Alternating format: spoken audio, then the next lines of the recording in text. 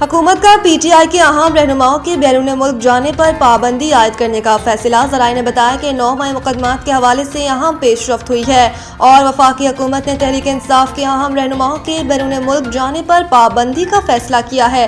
سیاسی رہنماؤں کے نام ایگزٹ کنٹرول لسٹ ECL میں ڈالنے کی منظوری دے دی گئی ہے۔ ذرائع نے بتایا کہ عمران خان، شاہ محمود قریشی، عمر ایوب، فواد چودھری، شبلی فراز، علی امین گنڈاپور، شہریار افریدی، عثمان ڈار، شیری مزاری، زرتاج گل، مسرت چیمہ اور کنول شوذب، شیخ رشید اور شیخ راشد، میجر ریٹائرڈ طاہر صادق کے نام شامل ہیں۔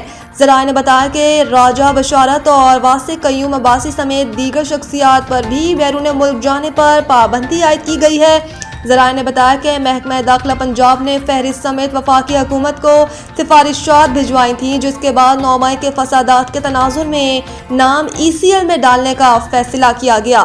ECL کمیٹی نے سفارشات وفاقی حکومت کو منظوری کے لیے بھجوائی تھیں۔